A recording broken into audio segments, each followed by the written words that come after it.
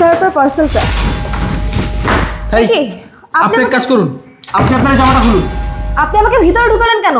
ভিতরে কেন ঢুকেছি সেটা পরে বলতেছি, আগে জামাটা খুলুন। কি জামা খুলবো মানে? হ্যাঁ, কোনো কথা না বলে জামাটা খুলুন তাড়াতাড়ি। ফাজিল, জামা কাপড় খুলবো? কি সব কথা বলতেছেন আপনি? আরে আপনি আমাকে মারতেছেন কেন? আমি তো আপনার ভালোর জন্য বলতেছি। দেখুন, আপনি জামাটা খুলে শাড়িটা পরে নিন। শাড়ি পরবো? শাড়ি কেন পরবো? শাড়ি কেন পরবে সেটা আমি পরে বলতেছি, আগে এই জামাটা খুলে শাড়িটা পরে নিন তাড়াতাড়ি।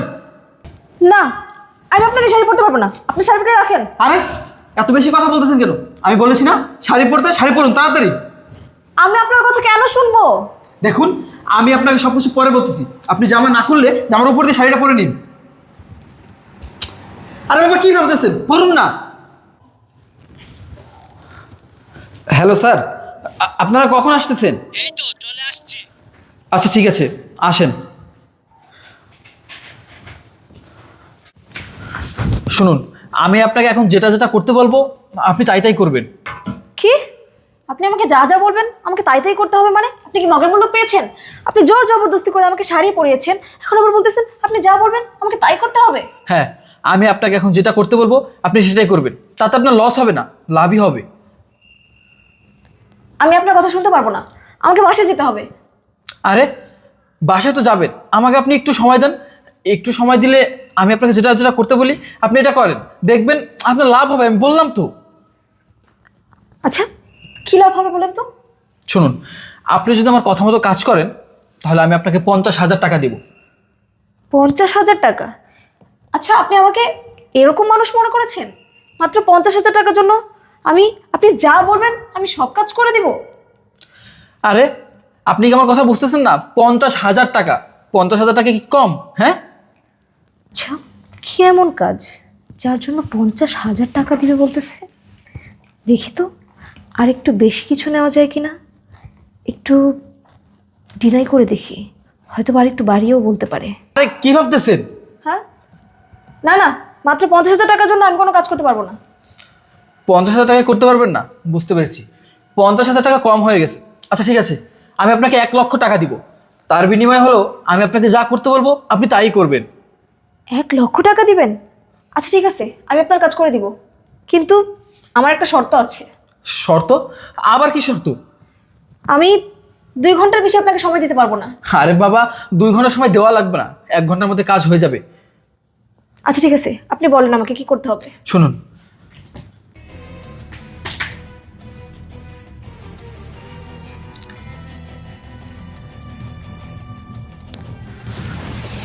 ঠিক আছে, আমি বুঝতে পারছি। আচ্ছা ঠিক আছে, আপনি ঘুমটা দেন, স্যার একটু পরেই চলে আসবে। আচ্ছা, স্যার মনে হয় চলে আসছে, আপনি বসেন, আমি স্যারকে নিয়ে আসতেছি। আচ্ছা ঠিক আছে। আসুন স্যার, বসুন। বাসাটা তো খুবই সুন্দর। আপনি একাই থাকেন? জি স্যার। এত সুন্দর করে বাসাটা কে গুছিয়ে রাখে? আমি তো স্যার, আর কি রাখবো বলেন? আপনি রাখেন? জি স্যার। আপনি দেখি বাসা কাজও পারেন? হ্যাঁ স্যার, সব কিছুই পারি। আপনাকে তো বলেছিলাম আমার বিয়েতে আসার জন্য, কিন্তু আপনি তো আসলেন না। আসলে জুয়েল সাহেব, আপনি তো জানেন তখন আমার লন্ডনে একটা মিটিং ছিল। মিটিংটা আমি শেষ করতে পারি নাই, এই জন্য আপনার বিয়েতে আমি আসতে পারি নাই। কিন্তু জুয়েল সাহেব, আপনি একটা কথা বললেন যে বাসার কাজ আপনি করেন। আপনি তো বিয়ে করেছেন, আপনার বউ কি বাসার কাজ কি করে না? ইয়ে মানে, হ্যাঁ স্যার, আমার বউ তো করে, মানে আমি একটু হেল্প করি আর কি ওর সাথে। ও, আপনি বেশি করেন, গুড। এটা খুবই ভালো লাগলো যে আসলে আপনি আপনার বউকে হেল্প করেন, সহযোগিতা করেন কাজে। এটা তো খুব ভালো একটা কাজ। কিন্তু আসলে আপনার বাসাটা আমার খুবই পছন্দ হয়েছে। আপনারা দুজনেই থাকেন এই বাসায়? জি স্যার, আমি আর আমার ওয়াইফ আমরা দুজনেই থাকি। ও আচ্ছা, এত বড় বাসায় আপনারা একাই থাকেন। আপনাদের বাসা আমাদের খুব পছন্দ হয়েছে। বাই দ্য ওয়ে, অনেক সময় হয়েছে আপনাদের এখানে আসলাম। আর মার্শাল্লাহ, আপনার স্ত্রী দেখতে খুবই সুন্দরী, আমি সেটা বুঝতে পেরেছি। কিন্তু জয় সাহেব, আপনার স্ত্রীর মুখটা একটু দেখান আমাদেরকে। হ্যাঁ স্যার।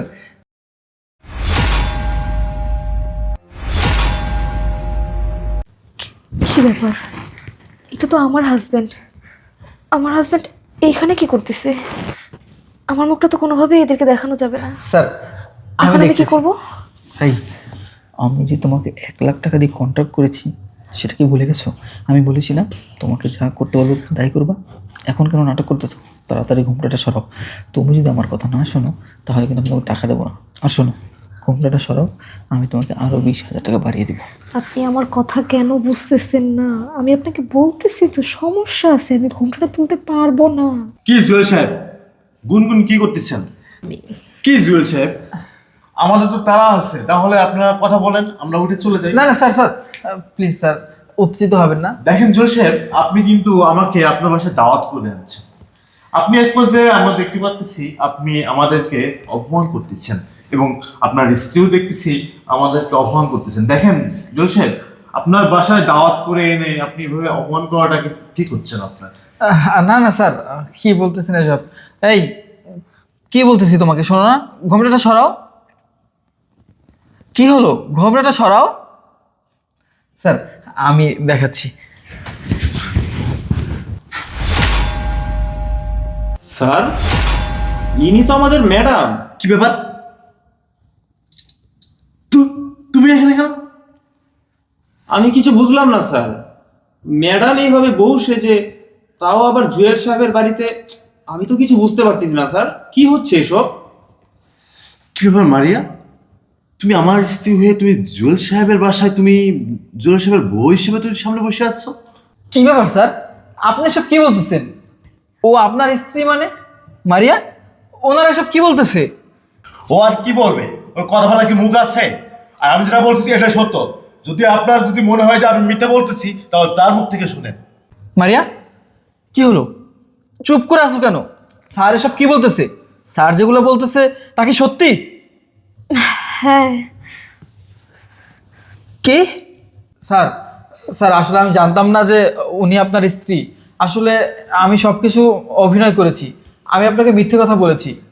আপনি তো আমাকে বলেছিলেন আপনার অফিসে চাকরির প্রমোশনের জন্য আমাকে নাকি বিয়ে করতে হবে। বিয়ে না করলে আপনি আমাকে প্রমোশন দিবেন না। এই জন্য আমি ওনাকে টাকা দিয়ে আমি মিথ্যে অভিনয় করেছি।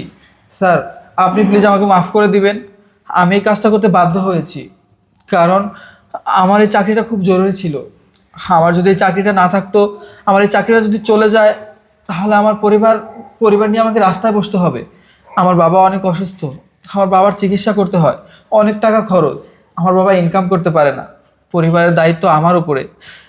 এই জন্য সব দিক দিয়ে চিন্তা করে আমি এই কাজটা করেছি। আপনি প্লিজ আমাকে মাফ করে দিবেন স্যার। আর এখানে ম্যাডামের কোনো দোষ নেই। ম্যাডাম তো আমার কথায় রাজিও হচ্ছিল না। আমি জোর করে ম্যাডামকে দিয়ে কাজটা করিয়েছি। আপনি প্লিজ আমাকে মাফ করে দেন স্যার।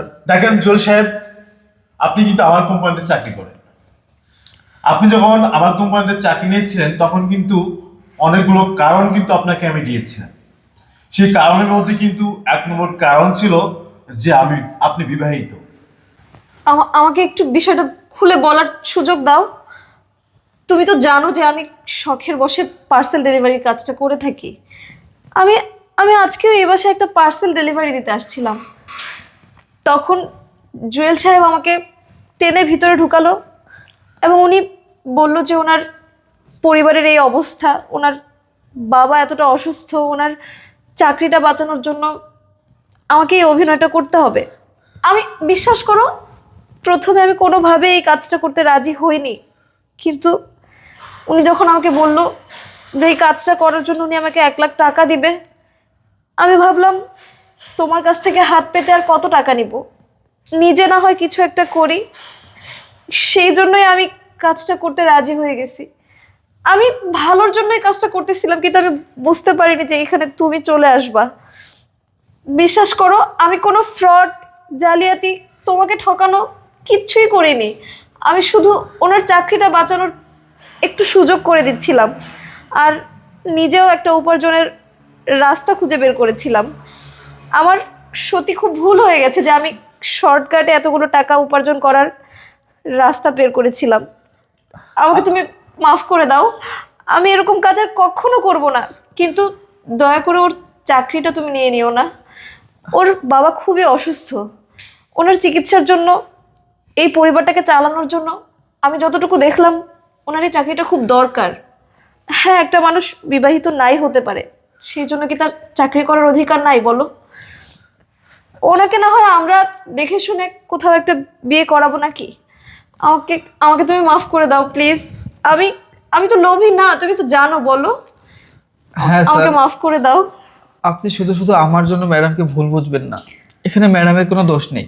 আসলে ম্যাডাম আমার ভালোর জন্যই, আমার পরিবারের কথা চিন্তা করেই এই কাজটা করতে রাজি হয়েছে। আপনি প্লিজ ম্যাডামকে ভুল বুঝবেন না। আচ্ছা মারিয়া, আমি একটা জিনিস বুঝলাম না। তোমার হাজবেন্ডের অনেক টাকা পয়সা আছে, কিন্তু তুমি আজকে যে কথাটা বলছো আমাকে যে আসলে তুমি শখের বসে এই কাজটা করছো। আচ্ছা ওকে, সেটা তোমার একান্ত ব্যক্তিগত ব্যাপার। আমি তোমার আহ, স্বাধীনতা দিয়েছি, তাই বলে তুমি এমন কোনো কাজ করবে না যে কাজটা করে তুমি তোমার ইজ্জত সম্মান হারিয়ে ফেলো। দেখেন জয় সাহেব, মিথ্যা বলে কিন্তু ভালো কিছু কিন্তু পাওয়া যায় না। আর আপনি কিন্তু সেই মিথ্যাটাকে কিন্তু বেছে নিয়েছেন। আপনাকে আমরা খুব ভালো জানতাম। আমাদের কোম্পানিতে যদি কেউ ভালো একটা এমপ্লয় থাকতো তাহলে সেটা ছিলেন আপনি। আমি কখনো আশা করিনি যে আপনি এত বড় ধরনের একটা মিথ্যা কথা আপনি আমাদের সামনে বলবেন। যাই হোক, আপনি হয়তোবা আপনার পরিবারকে রক্ষা করার জন্য আপনি এই মিথ্যাটা বলছেন। যাই হোক, সমস্যা নাই। আর মারিয়া, তুমি যে কাজটা করছো, যত অভিনয় হোক না কেন, খুব ভালো একটা কাজ করছো। আমি কোনো আশা করি নাই তুমি এত সুন্দর একটা কাজ করবে। আর জুয়েল আমাদের কোম্পানিতে অনেকদিন যাবৎ আছেন, কাজ করতেছেন। জুয়েলও খুব ভালো একটা ছেলে।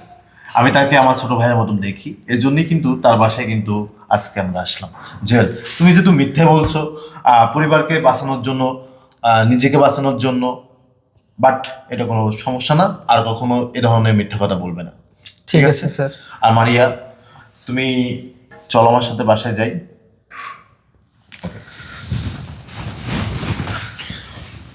তাহলে থাকি, হ্যাঁ? জি স্যার।